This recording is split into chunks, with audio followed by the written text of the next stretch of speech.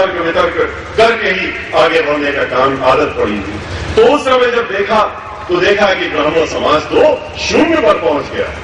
जिसने की इतना लड़ाई लड़ी हो, इन पार्टियों को सत्ता में बैठाना हो और उसके बाद वो शून्य पर पहुंच जाए, और वो भी किस तरीके से शून्य पर पहुंचा कि जहां पर 80 सीटें लोकसभा की होती हो, 80 में सिर्फ 3 लोग ब्राह्मण समाज के लोकसभा में रह गए थे।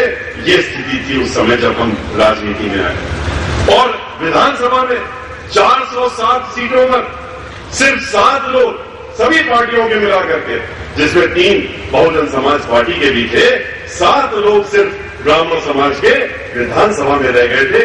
ये स्थिति ब्राह्मण समाज की। अन्य जगह छोड़ दीजिए, लोक राज्यसभा, विधान परिषद, ये सब तो शून्य में पहुंच चुका था। और इसी तरीके से ऊपर से लेकर नीचे तक, चाहे जिला परिषद से लेके और प्रधानी तक ले लीजिए, ब्राह्मण समाज की स्थिति यही हो गई। ऐसे में बहन मायावती जी से उनकी इजाजत लेकर के हम पूरे प्रदेश में गए, ब्राह्मण समाज के बीच में गए, आपके इस जिले में भी आए और ब्राह्मण समाज के सम्मेलन किए उस समय। लेकिन ब्राह्मण समाज के सम्मेलन जरा हट के किए, क्योंकि उस समय हमको जब पार्टियां मिली, पार्टियों के नेता मिले, उन्होंने एक सलाह दी। उन्होंने कहा, देखिए आप ब्राह्मण समाज की बात कर रहे हैं, मंच से कर रहे हैं, हम लोग दूसरी पार्टी में, लेकिन आप चूंकि राजनीति की नहीं रहे, इसलिए आपको एक सलाह दिए दे रहे हैं।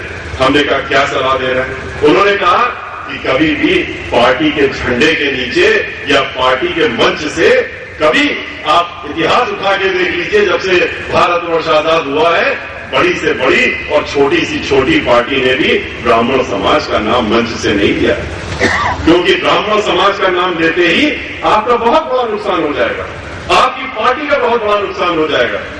हमें उनकी ये बात समझ में नहीं आई, लेकिन हमने अपनी नेता, हमारी पार्टी की मुखिया बहन मायावती जी से जरूर ये बात बताई। और उन्होंने कहा कि हम आपको पूरी इजाजत देते हैं, पूरी खुली छूट है आपको, आप जाइए और ब्राह्मण समाज की बात आप हमारे पार्टी के झंडे के नीचे और बहुजन समाज पार्टी के तत्वाधान में खुलेआम करिए।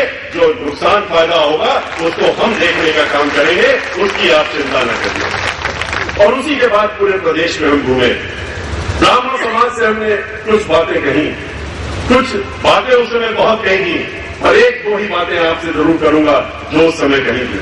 हमने उनसे कहा कि आप उत्तर प्रदेश में 1-2% नहीं है, शून्य पर पहुंच गए हैं, लेकिन 16% होने के बाद भी आप शून्य पर पहुंच गए। 16% बहुत बड़ी ताकत होती है।